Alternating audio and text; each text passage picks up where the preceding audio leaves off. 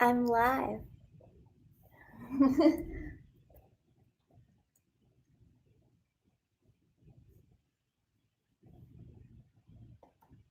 Hello, welcome. Right now here it's Tuesday. It's 10 a.m. and this would be the normal time when the classroom would be full of people talking, chit-chatting, saying hello, giving hugs. So hello, it's so good to see you. Here's a big hug. I'm so happy that you're here today. We're gonna do an intermediate level yoga class. And I thought today we would work into a pose called Kurmasana, which is the tortoise pose. You're gonna need a couple of props today. I'm gonna suggest having at least one block, but maybe two if you have them. A strap or a necktie or something you can hold your leg up with when we lay down on the back for Supta Kanagurasana, and perhaps some kind of a blanket or a beach towel that you can fold up and sit on. And welcome, we're going to start seated on the mat. We'll do a little centering, a little chanting, and then we'll get right into our practice today. So I was listening to what do they call it? A podcast this morning by Brene Brown. And in part of it, she was talking about vulnerability. And I thought it was a really awesome podcast, actually, because right now, like, we're all feeling a little vulnerable. The world is a little uncertain. We don't really know what's going to happen, from one day to the next. There's new things happening and new news coming about. And yet, kind of underneath that, it's almost life as usual. We still have to eat and sleep and, do all the things we have to do in life. So just kind of interesting. But, coming back to this idea of vulnerability, in the podcast, she was saying, whenever you're trying something that's new, you're a little vulnerable. You might feel a little fearful, or there's some anxiety. And I know I've certainly been experiencing all of that in the past week. And we're trying this new today live stream here on YouTube. So, and after class, I'm gonna open up a Zoom meeting, and the link for the Zoom meeting is in the description of this video. I'll also type it into the chat at the very end as soon as the class is finished. So if you have a little extra time and you want to pop on, we'll all get to see each other's face, so we can talk together and we can give each other those virtual hugs that we love to do.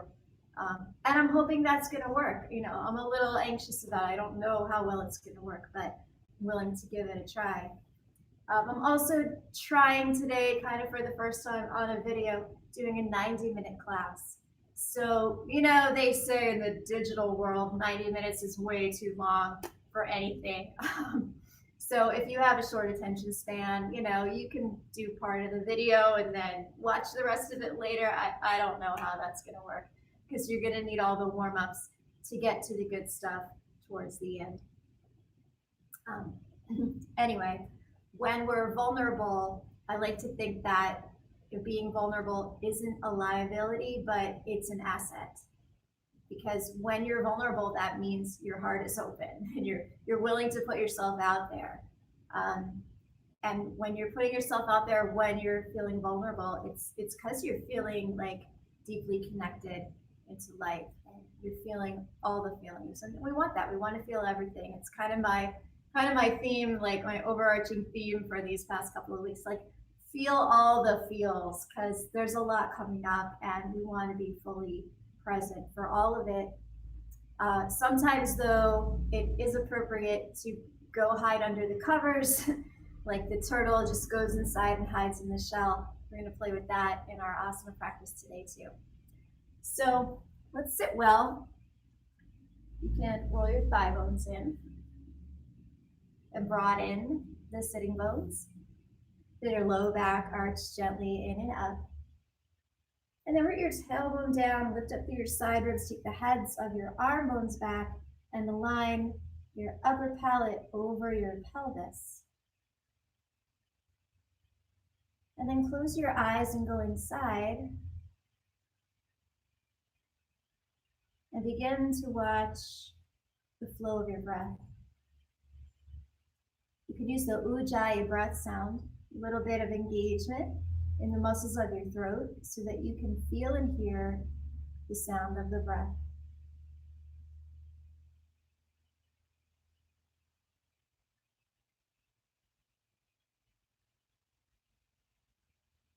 And one way we can kind of quell those feelings of fear and anxiety that we get when we're feeling vulnerable is to slow the breath down. So make each inhalation and each exhalation nice and long. Kind of let your body know that you're not in a hurry, there's no danger. You can just be here and breathe.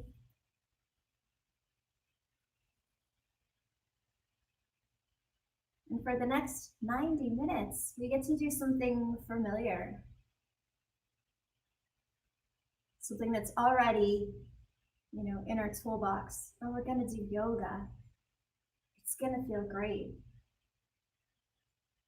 And we can revel in just the joy of physical movement just for a little while. And then after class, you can get back to whatever anxiety or worry or stress that you're dealing with. Or maybe you'll choose not to for a little while longer.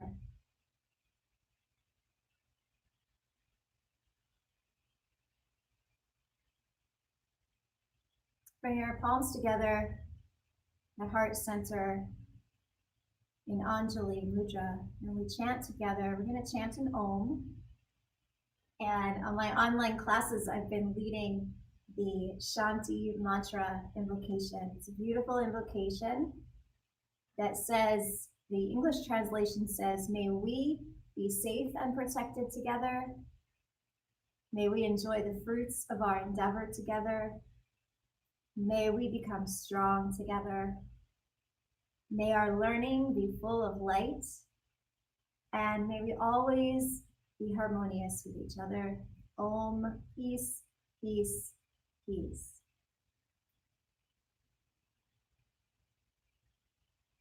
So let's all chant the Om together. I'll chant the invocation. If you know it, please join in. And then everyone join in at the end for Om Shanti, Shanti, Shanti.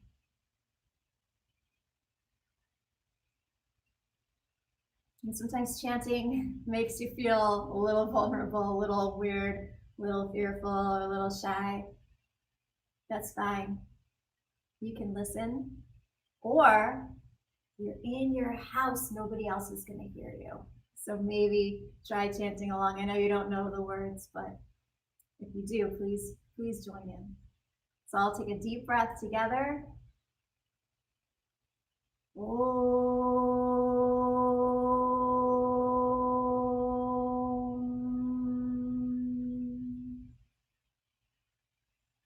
Om Sahana Bhavatu Sahano Punaktu Sahaviryam Karavavahe Tejasvina Vaditamastu Ma Vidvishavahe. Om Shanti, Shanti, Shanti.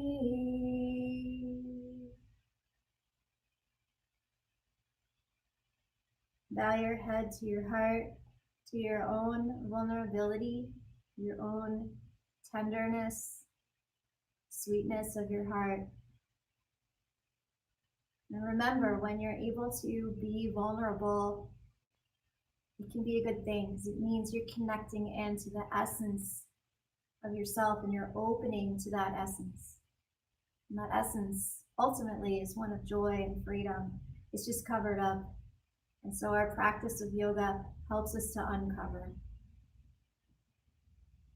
Release your hands down. And namaste, welcome. So we're going to begin with some warm-ups. We'll start with cat cow. Yay, my favorite. So move your stuff out of the way. Blanket under your knees if you need that extra padding there. I'm going to move mine out of the way. Out of sight, out of mind here. And then come to all fours. And align your hands under your shoulders, knees under your hips. And take some deep breaths and start to move your body. On the inhalation, we go to cow, sitting bones lift your chin. On the exhalation, round into cat, draw your tailbone in, arch your back away from the floor.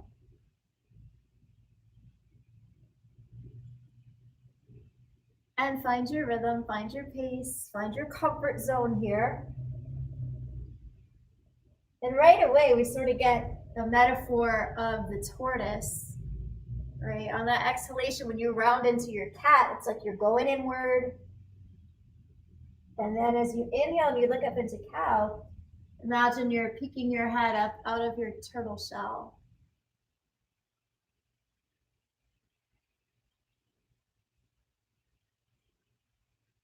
And I think, the whole point of, one of the points of Tantra is that you don't have to just do one, you get to do both. You get to do cat and cow. You get to go inward and you get to shine outward. And it's not that one is better than the other.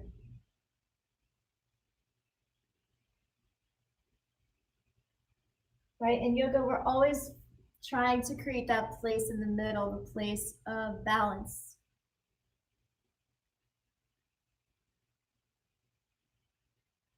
So come to a place in the middle, not quite cow and not quite cat, but a place where you have the natural lumbar curve in your spine.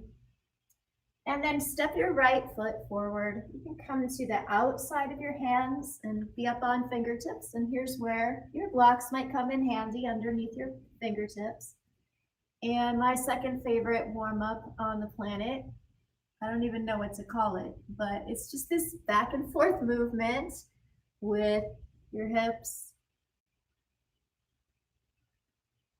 And you can use the same breath pattern here. As you inhale, you shift forward, you look up. And then as you exhale, you shift backward and you look down.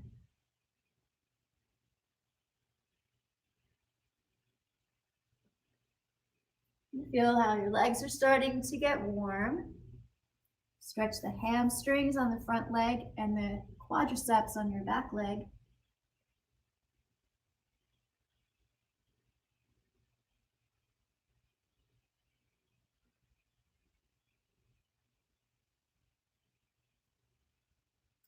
And then the next time your hips shift back, come up onto just the heel of your right foot. Maybe bring your foot a little forward. Bring both hands to one on either side of your front leg. And take a breath here. Push your heel down into the mat and pull it towards your body. Pull in from the periphery, from the arch of your foot and the back knee. Draw up into the core of your pelvis. And then you move your thighs back and you try to get your lumbar curve here. So that creates balance. Ooh. And you should feel a big stretch in the back of your right thigh.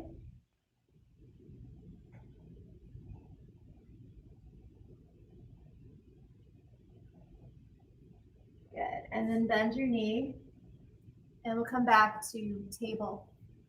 And that right knee back under your hip. Pause.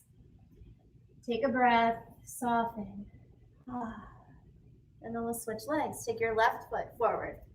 And up to the outside of your hands, up on your fingertips. And start to move forward and backwards. Nice and gentle, easy movement here. Just getting started.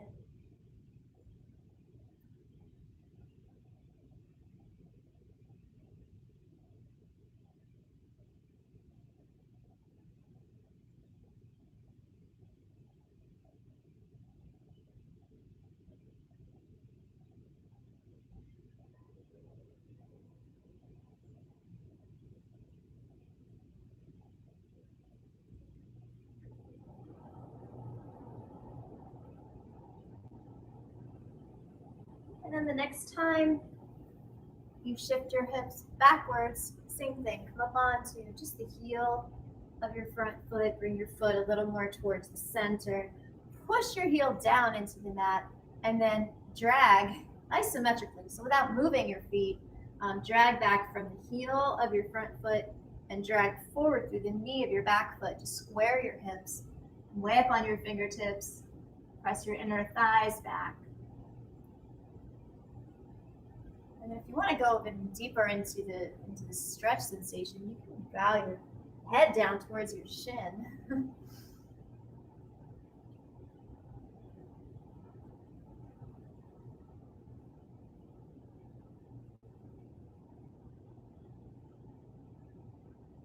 All right, and then bend your knee. Come back to table pose. And let's set the hands really well for Adho Mukha Svanasana, downward facing dog. So make sure you're up near the front of your mat.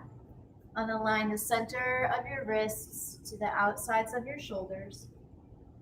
And engage your hands.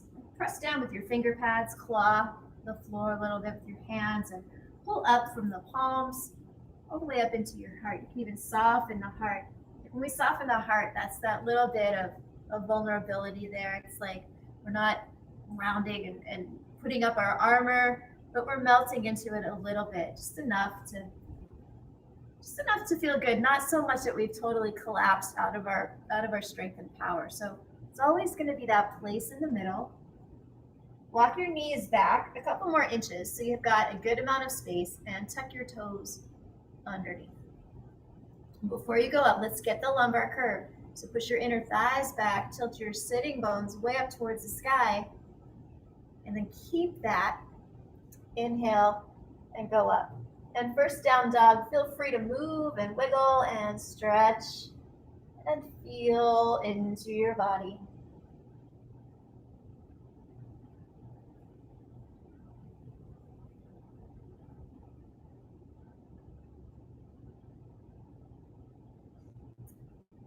Think about the first time you ever did a downward dog.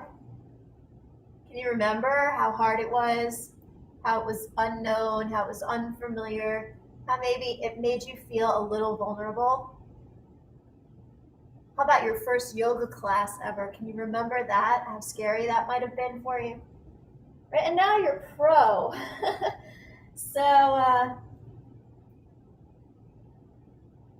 Or maybe this is your first yoga class. Maybe it's the first time you're watching a yoga video, right? And if it is, please pace yourself. We're gonna get moving pretty soon, pretty fast, doing a lot of cool stuff. And please always work to your capacity, modify things as needed. And remember, this pose here, child's pose, this is always a good one. So let's all come down into child's pose. Hips are back. Bring your head down. And so here in child's pose, feel the shape of your spine. It's evenly rounded from the tailbone to the top of your neck. And in child's pose, like the whole front of your body is safe, it's protected. It's like we're in that turtle shell, keeping all the soft, fuzzy parts. Well, I guess turtles aren't fuzzy, but all the soft parts are on the inside. And we've got the hard outer shell of the pelvis and the rib cage. You know, that's our protection. That's our armor. It's our shell. And it's good. We need these things. We need to feel safe. We need to protect ourselves. And yet we have this drive that we want to shine out into the world. So let's come on up. Come up to standing. And we'll start to shine a little bit. So come to mountain pose. Align your feet so they're parallel or as wide as your hip bones. Engage your legs, hug your thighs towards each other, move your inner thighs back a little bit, and then scoop your tailbone down. And relax your arms by your sides.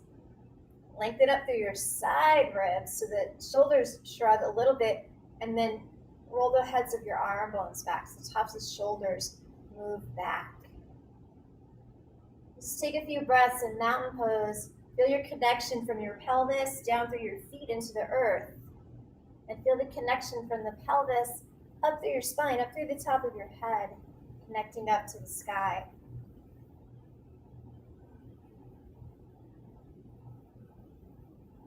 And bring your palms together at the heart center. Do a little sun breath. So with each inhalation, you'll reach your arms out and up over your head. And then as you exhale, bring your arms down alongside your body and then hands together again in front of the heart. Move and flow at a comfortable speed, comfortable pace.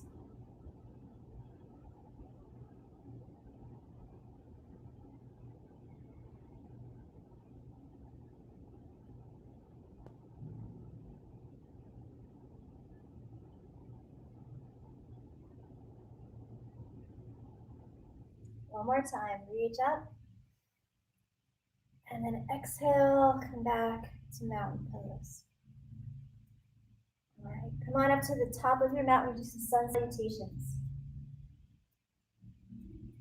Set an intention to be vulnerable, right? To let yourself feel everything, to put yourself out there into the world. Right now, it's kind of hard, right? It's kind of easier to just, to stay home. I mean, some of us have to stay home, but like even within ourselves, like we could just bundle up and hide under the covers for the next few weeks, or, and believe me, I've been there for like the last week. I've been bundled up, kind of not wanting to do anything. But today I'm feeling really inspired. So let's do it. Put your palms together at your heart center. Take a deep breath. Stretch your arms up. Look up to the sky. And then exhale, bow forward into Uttanasana. And there's the hamstrings. Say good morning, hamstrings. Bend your knees a little bit. Take a peek forward. Come up out of your shell. Peek your head out. Look out into the world. And then exhale, bow inward, going into the self. Inhale, look up. And now take an exhale, step your right leg way back towards the back of your mat. Come into your lunge. Blocks under your hands is a great modification. Stretch long through your back leg and invite your front knee forward over your ankle. Step back to plank or table. Firm your arms and pull into your personal power here. Right, so when we remember that we're powerful, we're able to shed a little bit of that feeling of vulnerability. And then exhale, come down to the mat. You can bring your knees down first and lower down. Point your toes. And then let's take a little baby cobra. Let's do Lukma, no hands. So firm your legs, curl your shoulders up, lift your head and chest, and then lift your hands off the floor. So you engage the muscles in your upper back. You root your tailbone down and press your feet into the floor. And then place your hands. Turn your toes under. Lift up to downward dog. And stretch. Pull in from your hands and your feet into your heart. And then from your heart, just be yourself. Whatever emotions are showing up for you today, express them. From the heart, shine out.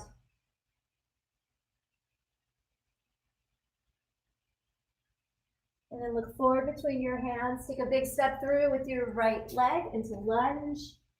And then push off with your left foot, bow into Uttanasana. Inhale, come all the way up, reach your arms overhead. And exhale, release your hands down. Anjali Mudra with the palms. Inhale, reach up, look up to the sky. Exhale, bow forward, touch the earth, or your shins, or your blocks. Inhale, look up. Exhale, step your left foot back. Lunge, and then twist to the right. Reach your right arm up, turn your heart. Good. Place your hand back down, step back to plank. Exhale, chaturanga or knees down.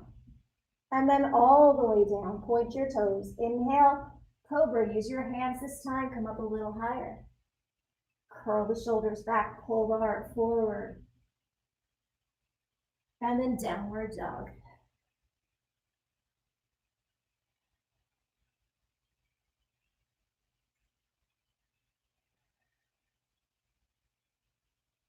Look up between your hands, step your left foot forward.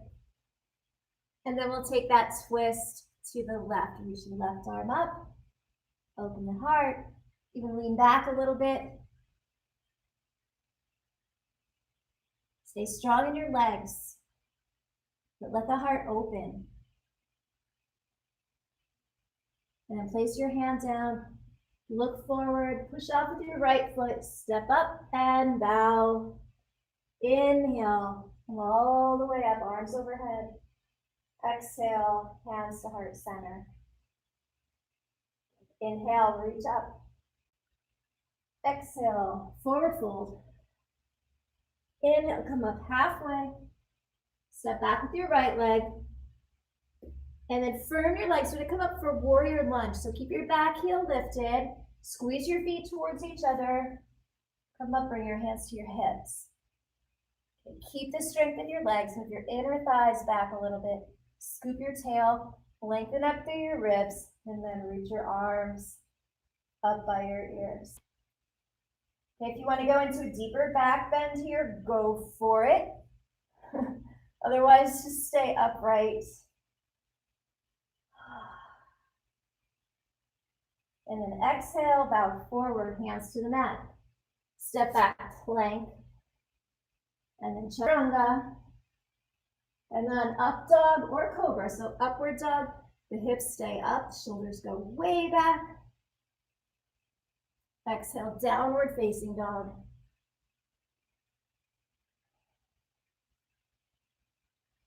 This time, take your right leg up behind you into Ekapada Adho Mukha Svanasana, one-legged dog pose. And then look forward, take the right foot all the way up between your hands, firm your legs, squeeze them towards each other, and come upright, hands to hips. Firm your legs, move your inner thighs back, scoop your tail, shoulders back, reach up.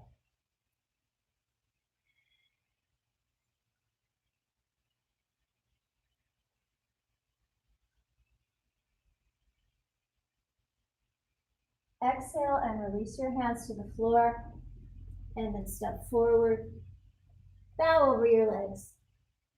Root down into your feet and inhale, come all the way up. Exhale, release your arms down, bring your palms together in front of your heart. And inhale, stretch up. Exhale, forward fold. Inhale, look up halfway. This time, take your left foot back and turn your heel down. So it's 90 degrees from your right foot. You can come upright, hands to hips. For warrior two. Squeeze your legs towards each other. Take your thigh bones back, scoop the tailbone down. And then take your arms out to the sides, shoulder height, look out over your right fingertips. And here, this pose is kind of paradoxical. It's the warrior pose, right? So warrior is the embodiment of strength and power and courage, but yet the whole front body is wide open. So there's also a vulnerability. So as the yogi, we're here in the middle.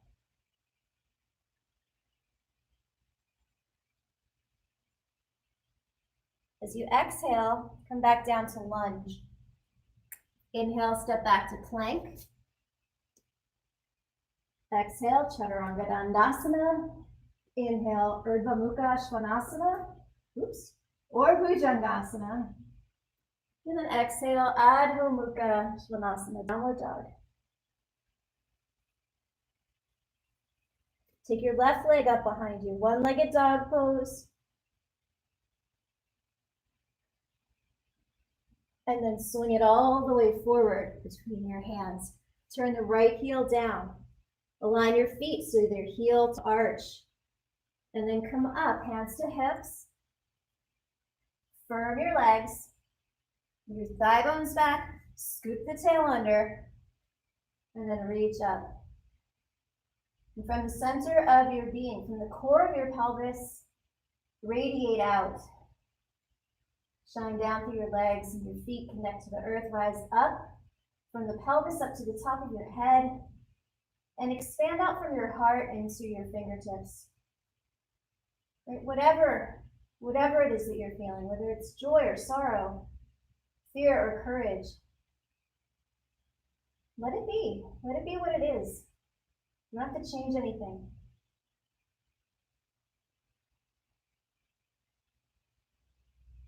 And then with your next exhalation, bring your hands back down to the floor.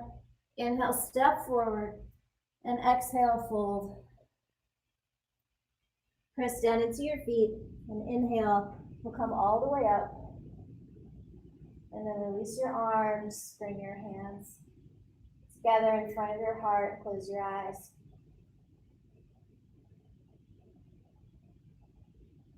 And feel how, like, just doing 30 minutes of practice so far has brought you back to that place of familiarity, comfort, maybe of, just being back in your routine on a Tuesday morning. How great is that? Yeah, it's good. Okay, so let's do a couple more standing poses next. Then we're going to go to the wall, do our inversion. Then we'll come back and work on some hips and hamstring stuff. So that's the game plan. Come into a wide stance with your feet. We'll set up for Utthita Parshva extended side angle pose. All right, keep your, I'm going to try to do the mirroring here, not really knowing how the video is which way it's going to be, but we'll see how that works for me and if it works for you. So maybe make a comment in the comments section if this is not working for you. Not that I can see it, because it's far away from me, but it'll be something we can talk about in the Zoom meeting. All right, so keep your left foot parallel to the short end of your mat, and turn your right foot. Tone your legs. Right, when you strengthen the legs before you bend your knee, it protects your knee. So that's why I always invite you to strengthen your legs first, and then bend that right knee right over your ankle. You can do forearm to thigh, you can do hand to a block, you can do hand all the way to the floor. I think I'm going to use the thigh option here. And then pause and just feel your foundation, take a breath, soften. Good, then we go through the 4 essentials of Ashaya Yoga. Well, we've just done number 1, we've softened, we've opened to all the possibilities. And then number 2 is to engage. So squeeze your legs towards each other a little bit. Just feel the power of your engagement.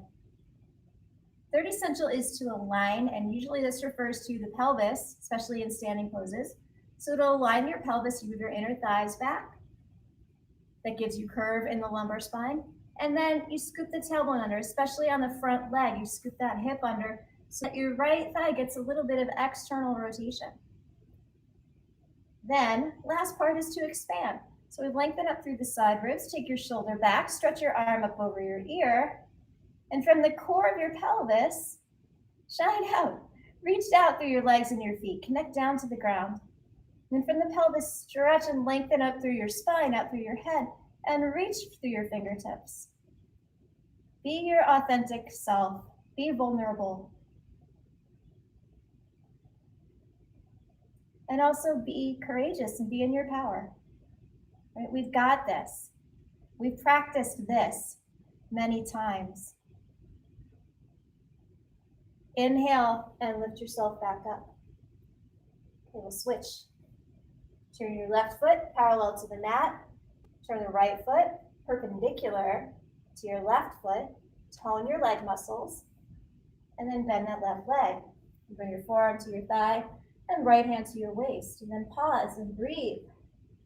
And remember, you're okay. At the heart, you're okay. Firm your legs, squeeze them towards each other. With your thighs back, scoop your tail, lengthen through the chest and the ribs, and then extend your arm over your head, and then shine out. Shine out in all directions. And feel the freedom in your body. It's like open, expansive freedom.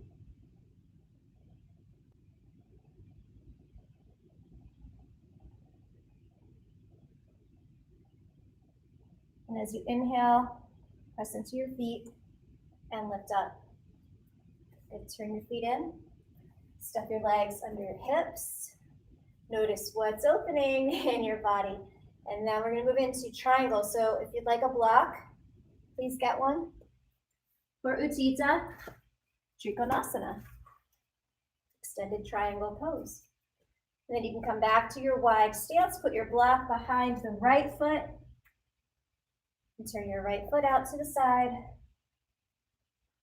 Firm your legs, reach your arms up. And then as you exhale, you can reach out to the right a little bit and then bring your right hand down to the block or the floor and left hand to your hip. Good. Now be careful here that your right knee does not hyperextend. So you want to keep, move this out of the way. You want to keep a little micro bend in your knee there. Okay, with your legs strong, roll your thighs in and widen the sitting bones. And then scoop the tail. That's going to allow you to engage your belly and turn your heart up towards the sky a little bit more.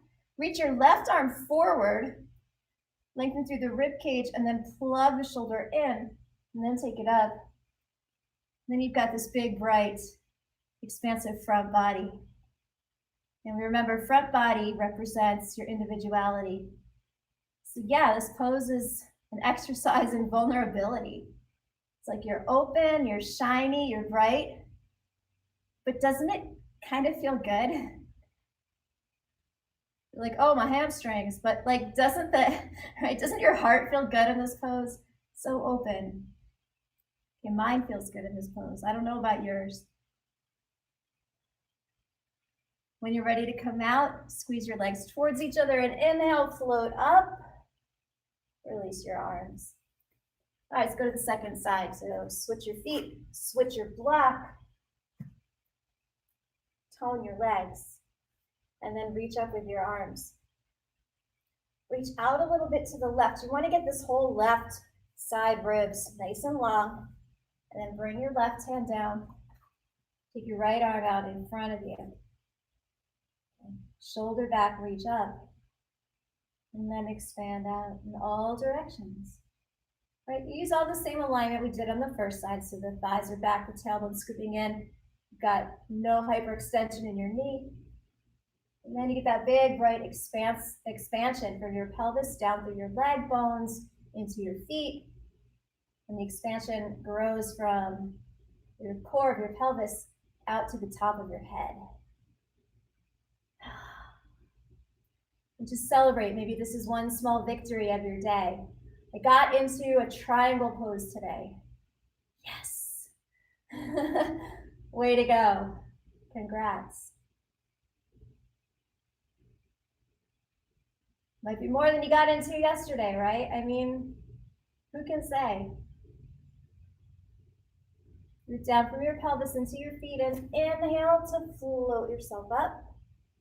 Turn your toes in, release your arms, step your feet in, take a breath. And soften.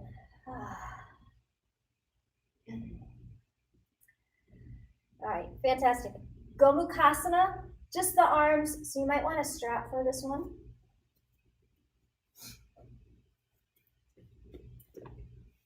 I think the strap is optional, but it can be nice to have something to hold on to. So I'd like to do right arm behind the back first, because for most people, that's the more challenging side. So I like to get it over with. So you can hang your belt over your left shoulder and take your right arm out to the side, thumb pointing down, and then bring your hand behind your back and hold on to the strap. Or walk your hand up as high as it can go on your back and hold on to the strap. Then you take the head of the arm bone up and curl it back. Okay, so behind my back, I'm holding the strap, but I'm trying to bring my hand as high up as I can. If that hurts your shoulder, then you keep your hand lower. Okay, we don't want to go for a lot of discomfort there in the shoulder. And with your left arm, take a breath, reach up, bend your elbow, and hold the strap. Okay. Now you hug that elbow in, so you can suck your armpit back. That gets the head of the arm bone back. And then you lift the elbow up towards the sky. And you can walk your hands along the belt towards each other, and then maybe you stick out index fingers, maybe they reach, maybe they don't. Take your thigh bones back, scoop your tailbone in, and also create some integration through the rib cage, right? The ribs will tend to poke forward here, so pull your ribs back like you're putting on a life vest. Like you're putting on an extra layer of protection.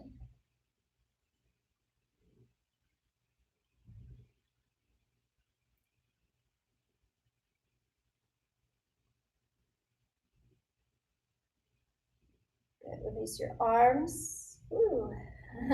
And make some soft circles with your shoulders to release the intensity of that.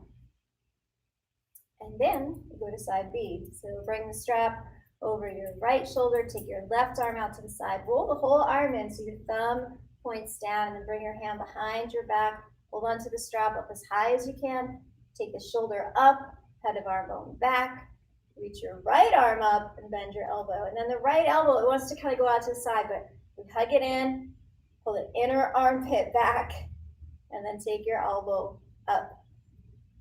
Now, as you're holding the Kurmasana arms, you want to root down from your pelvis into your feet and rise up from your pelvis through your spine, to the top of your head. Now, this side usually is a little more comfortable, so you might be able to reach a finger behind you.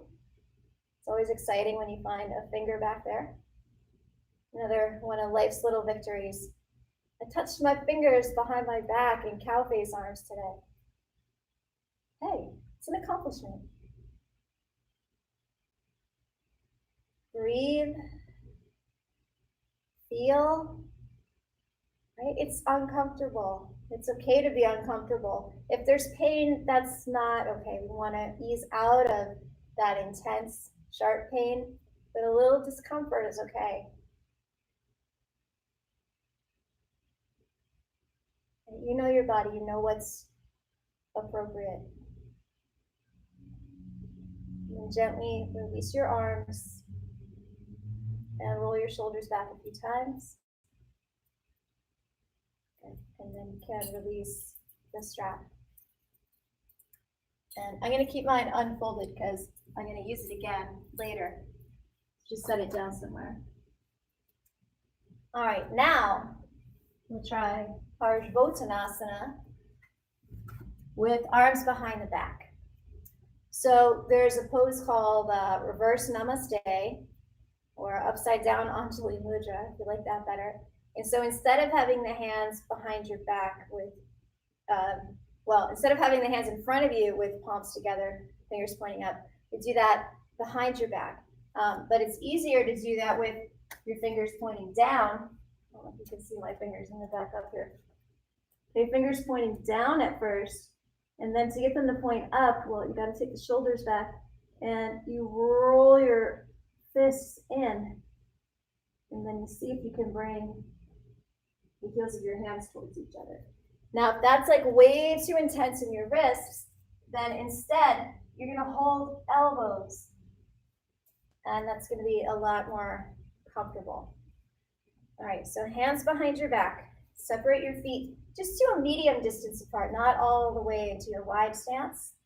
And then turn your left foot, toes to the right. Turn your right foot all the way out so your feet are heel to heel. If that feels too wobbly, you go a little wider. Take a deep breath in. Lift up through the side ribs, take the heads of your arm bones back. Even feel like you're going to do a little back bend here. Lean back a little bit. And then keeping that feel of back bend in the low back, Hinge forward at your hips, squeeze your legs, and then round the spine a little bit, just the upper back rounds, so that you can look down at your shin. Maybe your head comes all the way to your shin. While you're holding the pose, keep your thighs moving back, scoop your tailbone, and keep the heads of the arm bones lifting away from the floor. From your pelvis, lengthen through your legs and your spine. And then push down into your back foot as you inhale to come all the way up. Keep your hands in reverse namaste. And come to parallel feet. If you're holding your elbows, switch your arms so that the opposite arm is on top. Does that make sense? Okay, and then we'll go to the second side. So we'll turn the right toes in. Turn your left foot out to the left. Square your hips, tone your legs. Lengthen up through your sides. Take your shoulders back. Even start to lean back a little bit. And then exhale into Parsvottanasana. Keep your legs strong. Push your thighs back, scoop your tail, root down from your pelvis into your feet, and stretch from the pelvis to the top of your head. You can round the upper back a little bit to look down at your shin. Maybe your forehead comes to your shin. Or maybe it's really far away. Either way is fine, totally cool. Breathe here. And then to come up, root into your back leg strongly, shoulders back, lift up. And turn your feet parallel. And then release your arms, step to mountain pose. And roll the shoulders around a few times. Take a breath. Whew. And then soften. All right. Here we go. Flying lunge at the wall. So much fun. If you don't have a wall, you can do flying lunge on the floor. But I like it at the wall. It's kind of cool. So I'm going to use this wall here. You'll step your right foot forward in a lunge. So either down on your mat, you're in a lunge, or up on the wall, you're in a lunge, right? And we know that in lunge, we want the front knee and ankle in a straight line. So if you're at the wall, you're trying to get your knee and your ankle the same distance from the floor, instead of being like here, right? If you're here and you're working here, then that's where you're working. And you're just eventually trying to get your foot up a little higher on the wall. It's a hip stretch, it's a hamstring stretch. So you work where you're at, but eventually you want to get ankle and knee. And eventually, I mean like over the course of practicing this pose many, many times in your life. I don't mean just, in the next 5 minutes. Okay. And then take both of your hands to the inside of that right leg. And your palms are either on the wall, or if you're on the floor, your hands are on the floor. Take a breath. Open. Open. This is a vulnerable position, right? Like we're in this big stretch. You don't know what's coming next, maybe. And you're going with it. You're in the flow. So congrats. Bring your chest down. And then we're going to crawl this right arm underneath the right leg and reach it out to the side. Then looking at either the floor or the wall, reach your left arm out to the left. And you got to step pretty hard onto the wall to keep your foot from sliding. So from your pelvis, push into both of your feet. And then try to lift your head, lift your heart. Peek forward a little bit. Awesome. Release your arms and come out of your lunge. Ooh, and wow, that's intense. It's a big opening. All right, let's do second side. So left foot forward, either up on the wall or on your mat. Bring your hands to the inside of your foot. And first, just come into that nice deep lunge. You're reaching your heart towards your foot. The back leg, right? If you're at the wall, that's your standing leg. You want to push it back. You want to push your thigh bone back into your hamstrings. That creates a place of safety for your muscles and your joints. Just take a few breaths here, feeling the intensity of it all. Right? We don't want to just rush through. We want to feel the intensity. Okay, and then we'll crawl the left shoulder underneath as best as you can. Reach your left arm out to the side. Fix your drishti, your eye gaze, on one point, and then reach your right arm out to the side. From the pelvis, push into your feet, and then try to stretch your spine away from your pelvis. Expand out in all directions.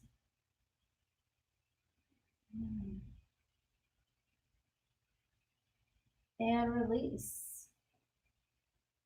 Woo, very good.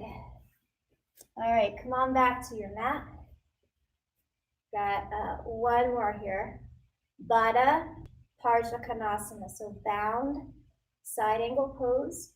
It's going to be similar to flying lunge, but with Gomukhasana arms wrapped around your back, holding on to each other. I'll show you from the back. Let me show you what the arms look like one time, and then we'll do it together.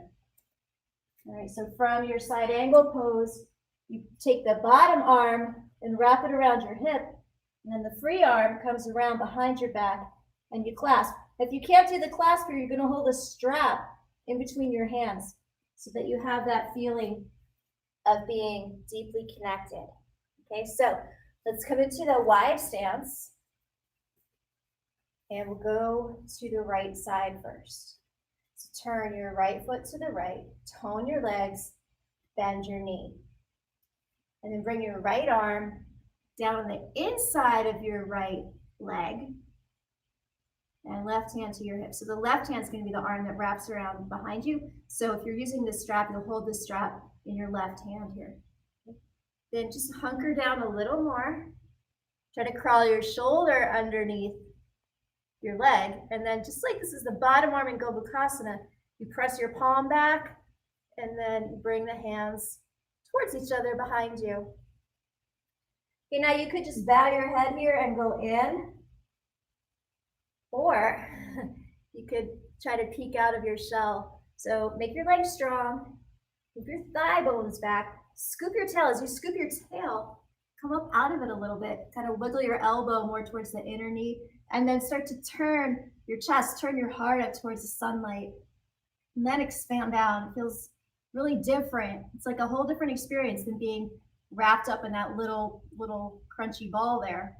Now we're using the challenge and the discomfort to really shine forth. And I think as practitioners of yoga, that's why we do this practice. Release your hands. And inhale to come up. I mean, right? We put ourselves in all these challenging, difficult positions on purpose so that we can expand into this bound up container, and it feels good. So I don't know, maybe we're just crazy, but it's what we do. So let's do it on the second side. Turn your left foot 90 degrees from your right foot. Tone your legs, bend your knee, and then bring that left hand down on the inside of your leg. All right, so first let's go for that kind of putting up our shell, putting up our armor, going in, curling up like, what are those armadillos? They curl up into a little ball. So you're gonna bow your head, you take the left arm underneath, right hand reaches around behind you, you try to clasp. And you can lower your head, you can look down at the floor. And your spine almost feels like it's in child's pose, it's evenly rounded. Right, but now we wanna come up. We wanna wake up. So lift your head, bring your elbow a little forward, firm your legs here, and then start to lean back. Right, so you move your thighs back first, but then as you scoop your tailbone under, you lean your heart back. You take the top shoulder back, start to turn your heart up towards the sky.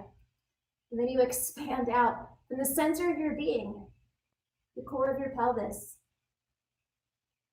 Shine out. You got this.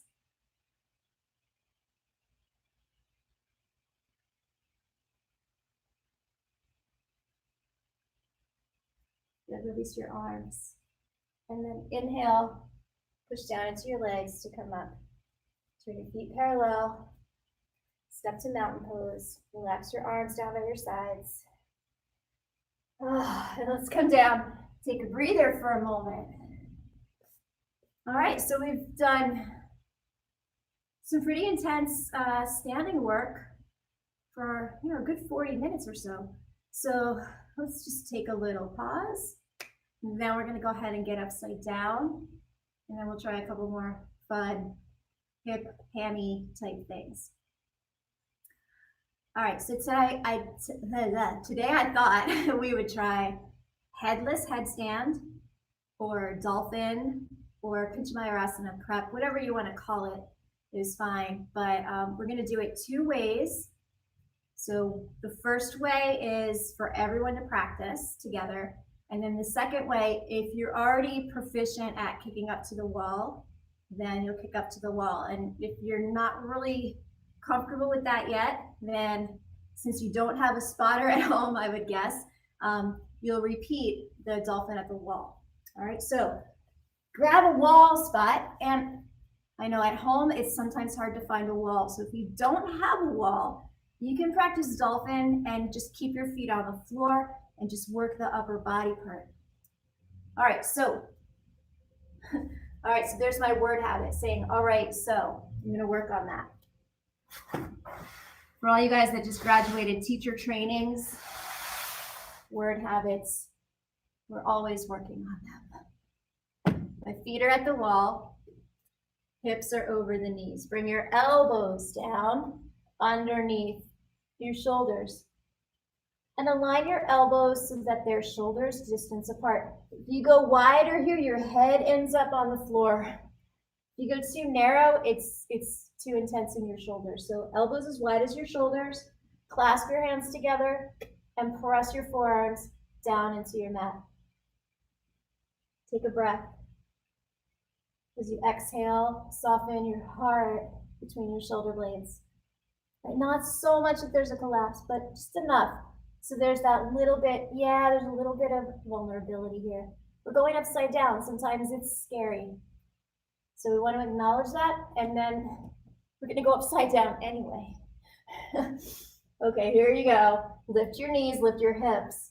Press your chest towards the wall. Now, if your elbows are coming behind your shoulders, then come down and move your elbows further out. You want your shoulders to be behind your elbows when you come up. It's just safer and more comfortable. All right, so you're here, you're up, you're pressing your chest back towards your thighs, and then if you can stay right there, or if you've got a wall, you can bring your feet up on the wall at about hip height and root down from your heart into your foundation. And from the heart, lift your sitting bones, and then scoop your tail, reach into the wall with your feet. And you balance and you breathe. And this is a great one for conquering that feeling of vulnerability, because you're really gaining strength and courage and power. And when you need to come down, bring your feet to the floor, and then go into that comfortable resting position. It could be child's pose, or it could just be sitting.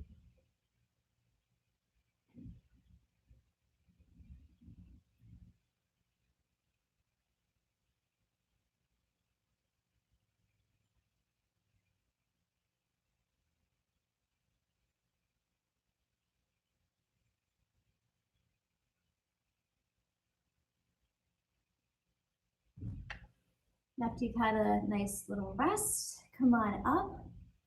And so we'll do it again. You can practice dolphin again with your feet at the wall, dolphin with both legs on your mat, or bring your mat up a little closer to the wall. And you can swing up into your headless headstand, or you can go for pincha mayurasana if that's in your yoga vocabulary, in your body. If you're already able to do that, then go for it. So for a headless headstand, it's called headless headstand because your head shouldn't be on the ground. It might just touch your thumbs, the back of your head might just touch your thumbs, And if it does, that's not a big problem because you're not really bearing weight on your head, but you want to try to put all the weight into your arms and even lift your chin a little bit so that you're looking at the mat in between your elbows. All right, so you set up, elbows, shoulders distance apart, hands are very close to the wall here. Take a breath, engage your muscles, lengthen your side ribs, soften the heart between the shoulder blades, and then take your knees up and walk in.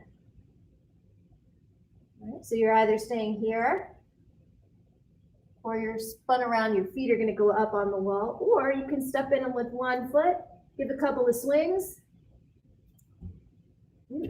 and try to get both feet on the wall. So your head is going to be free. You want to hug your legs together, scoop your tail, reach your heels up. Push from your heart down into the mat. Push the floor away from you. Maybe your feet will come off the wall. Reach your heels up. Reach up through your big toes. And then you come down one leg at a time.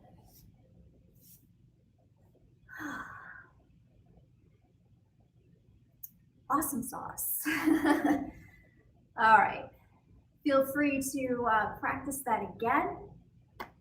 Right? It's always good to do it a couple of times in a row. I'm going to grab a drink of water, and then I'll meet you back lying down on your back with your strap. We're going to do Supta Baddha Konasana. No, Supta Padangusthasana 1 and 2.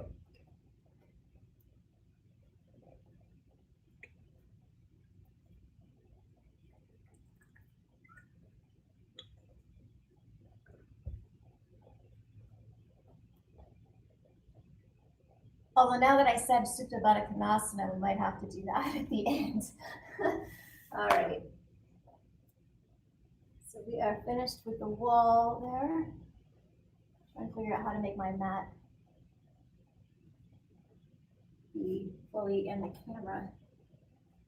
Oh, that's all funny. Okay, get your belt.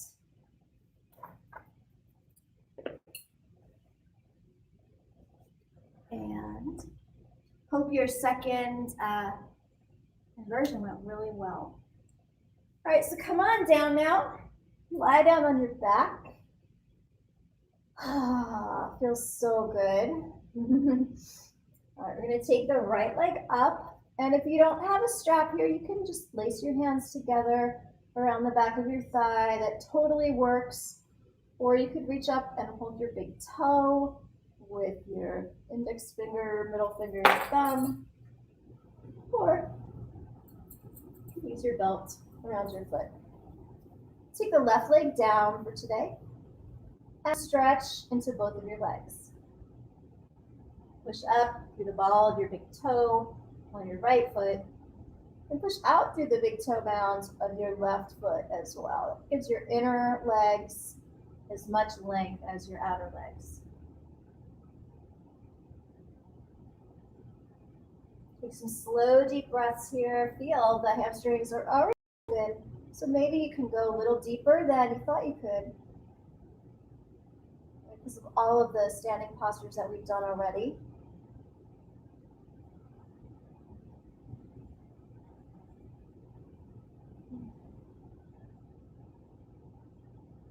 I'm going to take both ends of the strap together and take the right leg out to the side.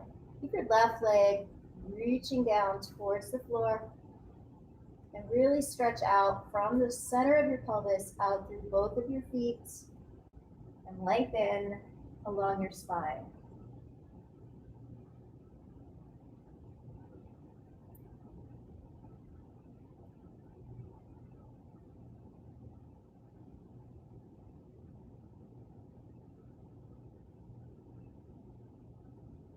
On your next breath in, bring your leg back up to center.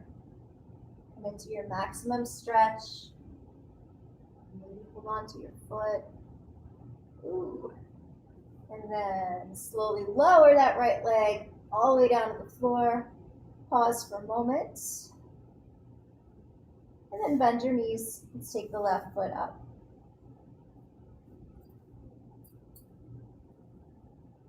Put your right leg down on the mat. Try to press the inner right thigh towards the floor. Press your left thigh forward, away from your head.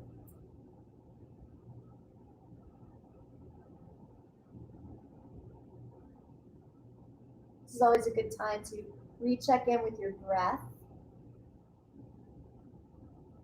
Sometimes I notice, like, once I'm laying down, I've not been breathing well during the standing poses, or my breath was just fast, and now it's a great opportunity to slow it back down. Take the strap together in your left hand. We're going to reach your left foot out to the left. Keep your right hip and thigh on the floor as best as you can, like it wants to pop up. But you keep it grounded, keep it rooted. That keeps you with a little bit of lumbar curve in your spine and both sides of your pelvis connecting down to the earth.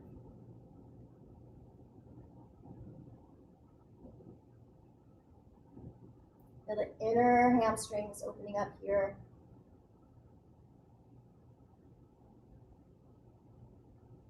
Jump through the big toes, jump through the top of your head.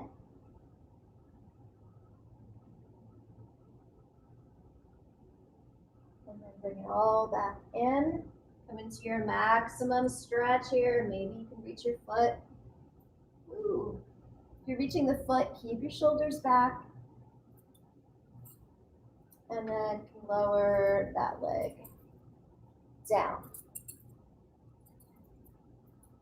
Happy baby. Right side. Bend your right knee up. Reach for the outer edge of your foot with your right hand and pulse your thigh up and down a few times.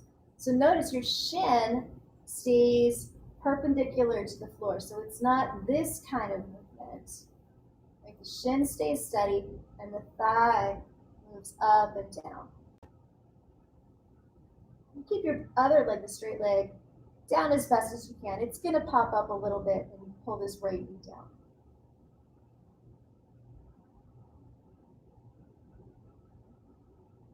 Great, release and change sides. Take the right leg straight, bring your left knee up towards your chest, and then reach for the sole of your foot.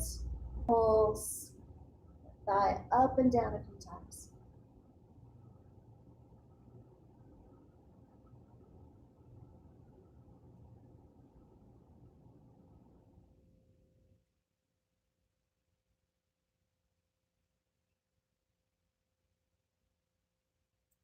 All right, release that leg down. Bend both knees, roll to your side.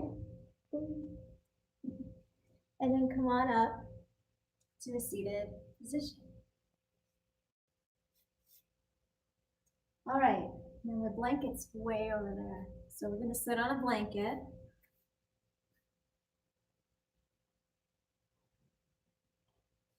And if it's comfortable and easy for you to sit just on the floor without a blanket, that's fine. You don't have to have something to sit on, but I like sitting up on something because it helps you tilt your pelvis forward. All right, I'm going to turn sideways here and stretch your legs out in front of you. Out of view. Okay. So legs are out in front. You can roll your thigh bones in. And we'll try a mayurasana. It's a twist. So bend your right knee up. It's always good to twist to the right first. They say that's really good for your digestion. So when you're doing your home practice, right, if you're not doing a guided practice and you're wondering, well, which side should I do first? Kind of the rule of thumb is always do the right side first. That way you're consistent. Take a deep breath here. And as you exhale, we're going to twist to the right. So bring your right hand behind you, left hand. First, you can pull on the top of your thigh or your shin. And then options, you can cross your elbow over the top. Now, if you're feeling really twisty and bindy and you want to go for that kind of constricting yourself on purpose, you can try the arm bind here. I'm sneaking my right foot forward a little bit so I have a bigger space here. So go deeper into the twist, and then you bring this right hand down, and I'm going to use my left arm. I don't know if you can see, I'm using my left hand to try to feed my own hand under so that I can wrap around and clasp. Whoa, crazy. Then draw your low back in, lift up, take your shoulders back, and whoo, breathe.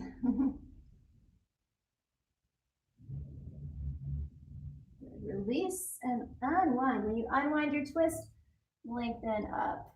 Wow, that was intense. All right, let's try the second side. So, you don't have to do the whole arm thing. You can really just stay here. This is really a good position. All right, so switch sides. Keep your right leg straight, bend your left knee up. So you can bring it in really close and twist, or if you want to try threading your arm under, bring your foot a little farther forward. Take a deep breath in, lift your chest, take your shoulders back, exhale, left hand behind you now. Right elbow can cross over the top in Abhaya Mudra. No fear. Or as Douglas Brooks said when he was visiting in the studio the couple weeks ago, he's like, never without fear. Right? We have fear, but we bring it along with us. Okay, so the arm bind, you take this hand down, you'll be on the side. Use your free hand to kind of feed your arm under, and then, yeah, this is tighter on this side for me, okay? And you twist and try to clasp your hands, shoulders back, lift your chest, look over that left shoulder and extend out. Hoo-wee.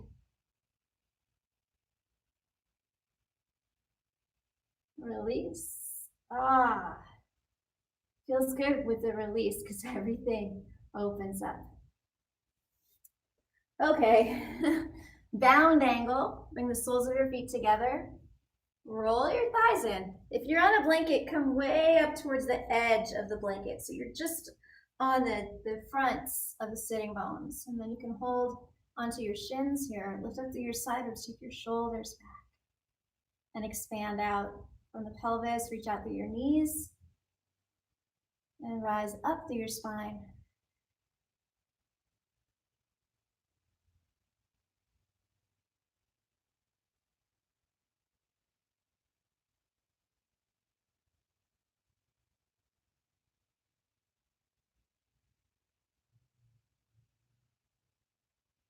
And then bring your feet a little farther out in front of you. So now we're coming, can't see my feet. We're coming now really towards Kurmasana. There we go. All right, so the legs are in a diamond shape. And first, just take a deep breath, lift your heart, draw the heads of the arm bones back. And then exhale, come into a forward bend. You can slide your hands along your shins to the tops of your feet. So again, you're getting that rounded shape in your spine, kind of like Balasana, the child's pose. It's a nice even curve. If you're like pushing back into the low back, then that's too much. Then come up higher and draw your low back forward. So the low back feels like a back bend, right? And then the upper back can round into more of a forward bend. You can look down towards your feet and go in. You take this time, like go into your vulnerability. Just go inside. Go into your heart. What does your heart need right now? Right? Somebody asked me that yesterday, and I'm like, I don't know what my heart needs. And it was suggested maybe your heart just needs to find a few minutes of joy each day. It's like, yes, that's totally what my heart needs. And so it's very joyous for me to share this practice with you today. All right, so Kurmasana, a couple of variations. Come on up. First kind of approach is with your feet apart. And you bring your arms to the insides of your knees. Take a deep breath, draw your low back in, pull with your hands, pull your spine forward. Exhale, bow, and then crawl your arms under your legs. Remember when we did flying lunge? Here it is again. And you lower your head. You reach your arms out to the sides, and then maybe you straighten your legs out. Forehead can come down.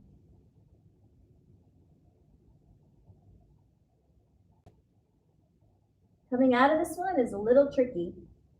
Kind of lean to the side, bend your arms, and pull them out. Ooh. All right, so that's one variation. Another variation is with the feet together, do the same thing. So this is a little more compact, a little more challenging.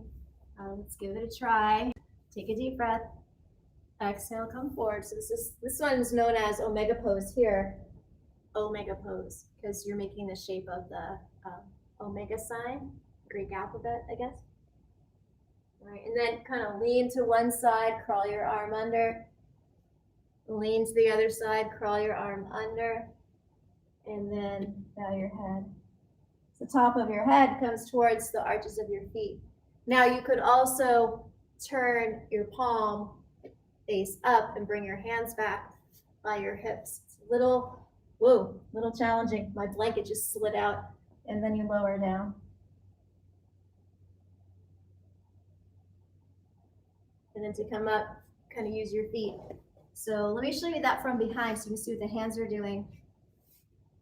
Pardon my back. All right, so I crawl under, palm faces up. Crawl under, palm faces up. And walk my feet together, lower my head down.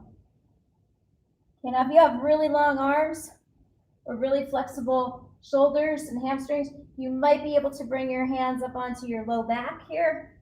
I can only do one right now. And perhaps in some lifetime, you could even clasp your hands together behind your back in that pose. Wow, we've got like about 12 minutes left. So congrats on your exploration of Kurmasana, wherever you got to with that. It's a challenging one. I'd love for us now to do just a nice opener, right? We've spent a lot of time today kind of hunkered down and with internal rotation of the shoulders. So we're gonna end with a block supported bridge pose. So if you don't have a block, you can just do a regular bridge pose. Or you could roll up your blanket and do passive chest opener. But I'm gonna choose the block supported bridge. And for me, I like the block the tall way, but you could use the medium way. I think the low way is gonna be too low. I don't think you'll get a lot of benefit out of that, but if that's what feels most comfortable in your body, then do it. So yeah, I'm gonna go the tall way. Place the block under your sacrum. So your spine is not on the block, your tailbone is not jamming into the block. And you can roll the shoulders under. Ooh, and so now the whole front body gets a nice big stretch. In this pose, the center of pulsation is your upper palate, the roof of your mouth. So feel energy coming in from your whole body into the roof of your mouth. And from that upper palate, push gently down into the ground through the back of your head so your chin lifts a little bit away from your chest. And then extend from your upper palate, energetically extend forward through your upper body, through your hips, reach out through your knees, and press down into the inner edges of your feet. And with the block underneath your hips, you don't have to make a lot of effort to stay in this position, so you can really focus on that inner sensation, the inner movement of prana.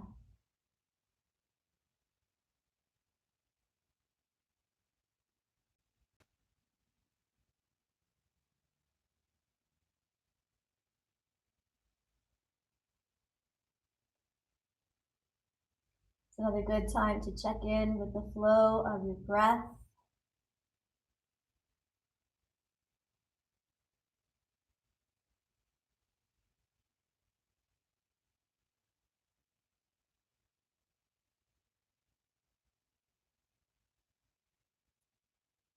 And another fine option here is to go to Viparita Karani.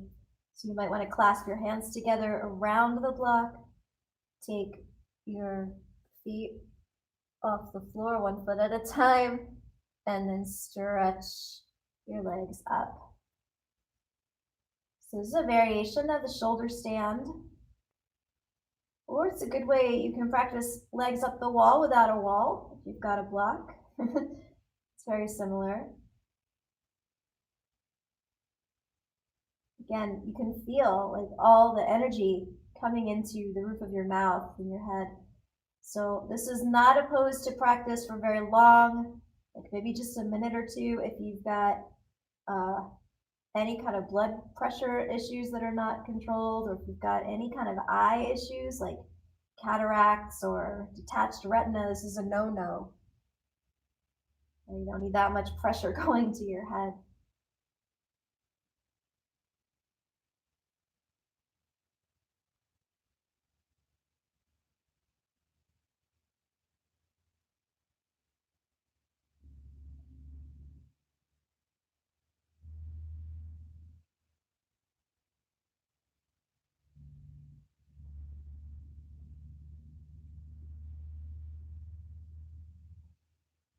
When you're ready to come down, bend your knees.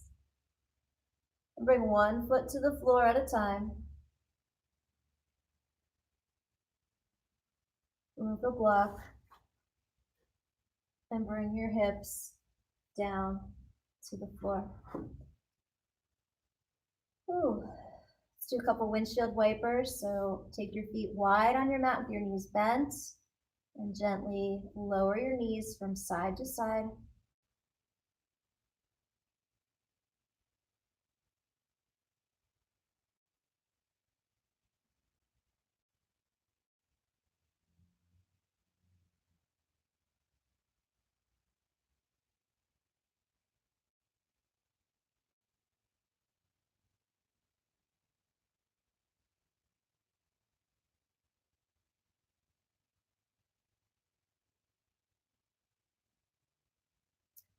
And then bring both knees up into your chest.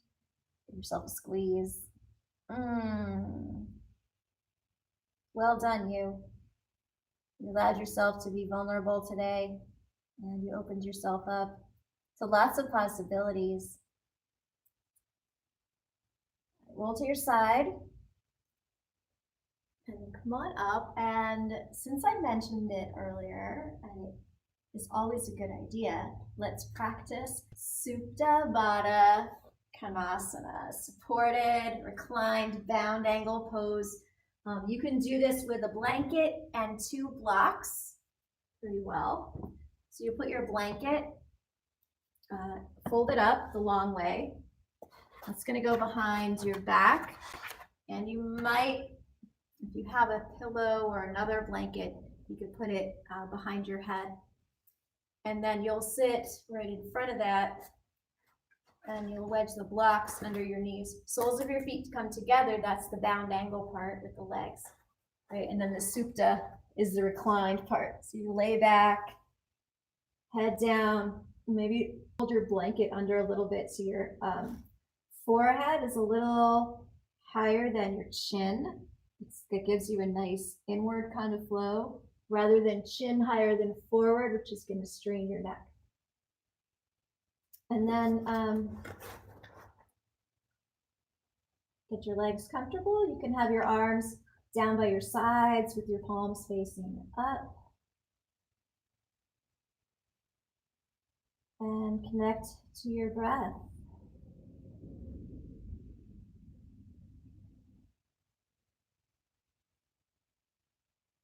Just notice the gentle rhythm of your natural breath.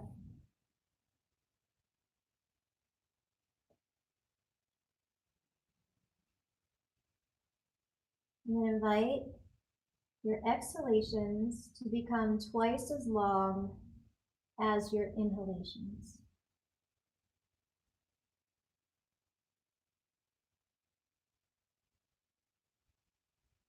This visama vritti. This means like not the same changes. right? So when your breath is even, inhaling and exhaling, that's called samavritti, means same changes. But then we do the opposite of that, the visamavritti. So the inhalation and the exhalation, which are the changes of your breath, they're different, they're not the same. And so when the visamavritti is such that the exhalation is longer than inhalations, it's very calming to your body and your mind.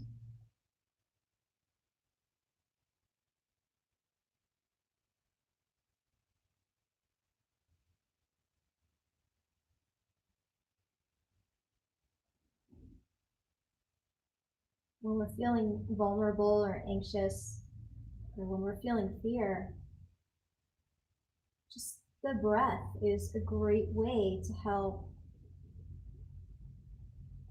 you feel better. And you use the techniques that you know that you've learned from yoga or just from life, and you soothe yourself. You remind yourself that the challenge is real. We have to face the challenges in life. But what's even more real is the steadiness at the center, the core of your being. That part of you isn't going to be changed or affected or really touched by the fear. But the fear teases it. It's like, ooh, I gotcha. But we know that fear is real, but we don't want to let it completely control us. So we practice.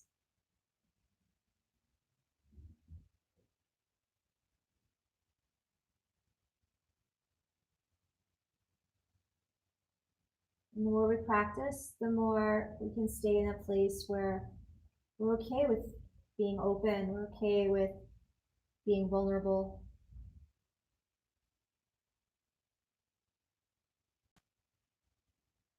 We're okay with experiencing the full spectrum of emotions.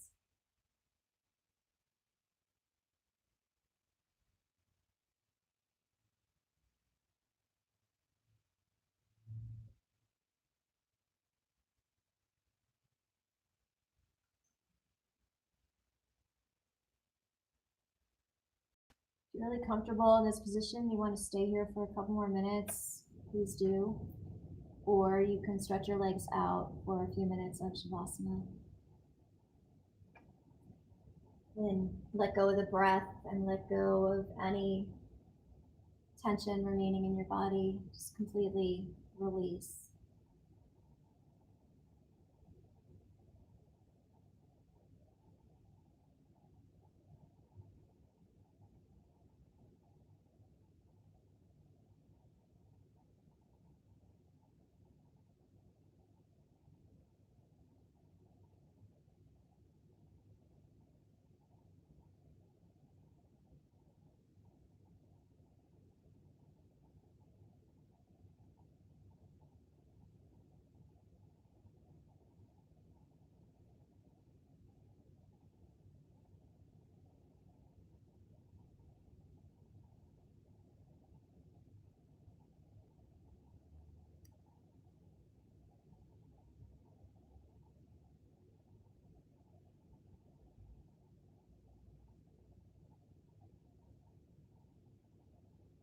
Now gently become aware of your breath.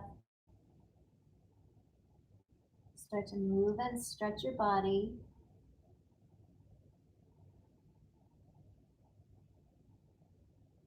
And when you're ready, you can roll to the side and come on up to seated.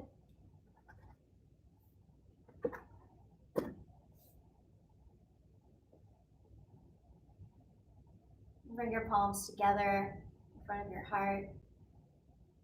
Bow your head. Remember, to be vulnerable is to be human.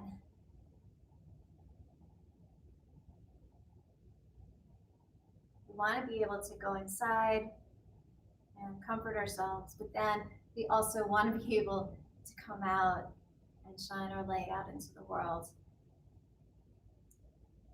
So thank you for being here today and practicing with me. If you're practicing live with me right now on Tuesday morning, we're going to do a Zoom session just to check in, see how this was for you, and say hi to each other. So I think the link is already in the description of the video, but if you can't see that just now, I'm going to type it into the comments so that you can copy and paste it into any internet browser. You should be able to get into the Zoom meeting, which I'll start in just a minute. So thank you so much. Let's finish our practice today with an Om. So take a deep breath in.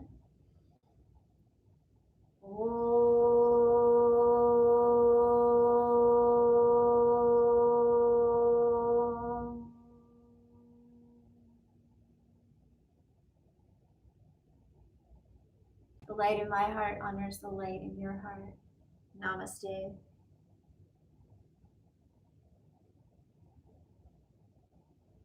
All right. Thanks, you guys. See you later.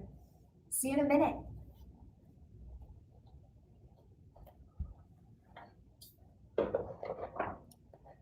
Got to put on my eyeballs.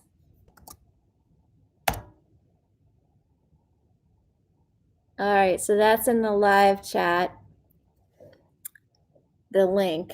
And if I emailed you before, it's also in your email. So I'm going to end the stream. Also type that in the comments, and then I'll start the Zoom in about a minute or two.